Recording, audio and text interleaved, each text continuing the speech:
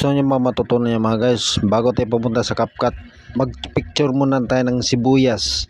Pagkatapos mag-download kayo ng Sun at saka Mon, hindi kaya screenshot nyo na lang doon sa YouTube. Tapos punta tayo sa CapCut, new project.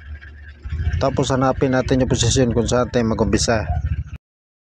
Tap natin yung main clip para mag-highlight, tapos split. Tapos yung bandang kaliwa ay tapon natin yan, delete. Hanapin natin yung posisyon kung saan na tayo maghagis ng sibuyas. Overlay, add overlay. Tapos hanapin natin yung screenshot natin na Sun, nagaling sa YouTube. Asa na? Ayan na. Ayan na. Tapos i-add natin. Tapos yung in-overlay natin, ayan na, pababain natin yan. Ipantay natin doon sa pinaka-main clip. Tapos may dungtong na ending dun sa pinaka-main clip, delete natin kasi CapCut yan, bawal limita yan.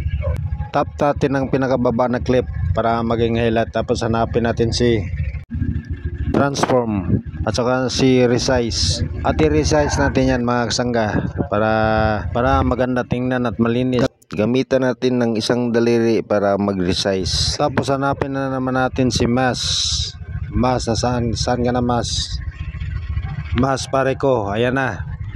Tapos i-tap natin si circle. Tapos ang gagawin naman natin ito, adjustin natin yung circle na inilagay natin sa sa sun.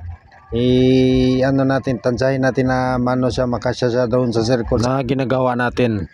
Tapos medyo okay na. Tapos i-drop natin doon sa taas, i-drop natin doon sa lugar kung saan siya patamaan sa sibuyas.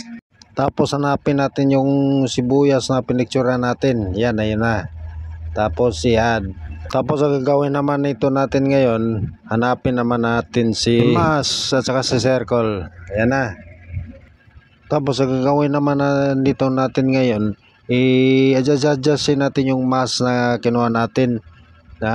Kasyahin natin yung mask doon sa na kinuha nating sibuyas. Medyo okay na. Tapos palitin natin gamitan natin sa dalawang daliri natin. Tapos medyo maliit na siya, i-drop natin doon mismo kung saan yung kamay niya, doon sa kamay niya na bago siya bumitaw ng sibuyas. Ang gagawin natin, balik tayo doon sa dulo. Tapos maghagis tayo kunwari sa sibuyas. Tingnan natin kung saan yung forma niya, kung bago niya binitawan yung sibuyas. Yan na, tama na yung forma na yan. Tapos maglagay tayo ng keyframe or diamond sa pinakahuling clip, sa pinakababa. Tapos medyo pag pumuti na yung diamond dito sa baba, tsaka mo i-adjust yung sibuyas doon papunta doon sa mismo sa araw. Tapos idikit natin doon. Pag medyo pumuti na yung diamond dito sa baba, hawakan mo yung sibuyas at i-drop mo dito sa gilid. Pero okay na yung setup na yun. Ang gagawin natin ito ngayon, i-tap natin yung pangalawang clip para pumuti. Tapos hanapin natin sa split. Nasaan ba sa split? Ayan, nasa split. Tapos yung clip na naka-highlight, yung bandang kanan, yan ang itapon natin. Delete. Tapos add overlay tayo. Tapos kunin natin yung screenshot natin na buwan. Pareho lang yan. Tapos i-add natin. Ayan na, nakadugtong na. Tapos ang gagawin naman nito ngayon, hanapin naman natin si transform. Transform, nasaan ka na transform? Transform, where are you na? Ayan na si transform. Resize. Ang gagawin naman natin nito ngayon, i-resize natin yung buwan. Yung buwan lang i-resize natin, yung iwan natin para malinis siya tingnan. Medyo mahaba na yung pag-edit natin mga guys. Kung gusto ko yung matutong paano mag-edit, panoorin nyo na hanggang dulo tong video na ito. Kailangan sa pag-edit, kailangan matyaga ka para makabuo ka ng isang video.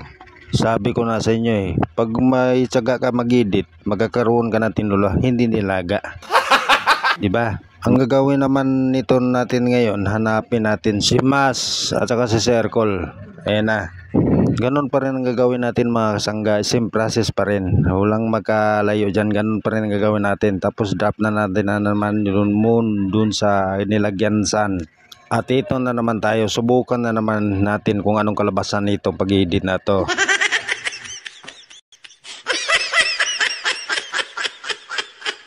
Ang gagawin natin na ito ngayon, subukan pa rin natin. Kukunin natin yung pinaka-timing talaga. Parang okay na yan dyan. Pero ang gagawin natin ngayon, itap natin yung pinaka-min clip sa taas. Tapos split. Tapos yung clip na yan na pumuti, yung naka-highlight, yan ang gawa natin ng adjust. Hanapin natin si adjust. Saan ba si adjust? Ayan na si adjust. Tapos brightness, tapos yung lato-lato ibaba natin sa pinaka sa kahit sa lang 30 31. Tapos adjust, top check sa baba. Pagkatapos hanapin na naman natin ulit si adjust. Ayan na si adjust. Tapos hanapin natin na naman si graphs. Asan naman si graph? Graph, nasaan ka na graph? Ayan na si graph. Tapos yung lato-lato ng graphs hanapin natin, at paglaruan natin, hanapin natin yung kung saan talaga ang maganda sa liwanag sa dilim. Parang okay na yan dyan. At ang gagawin natin nito ngayon ay subukan natin kung anong kalabasan nitong pag-i-edit natin to. Okay na yan dyan. Pwede na natin i-expert yan. Kung sino yung hindi pa nakapalo, pakipalo na lang po. At samahan na po like and share. Thank you po.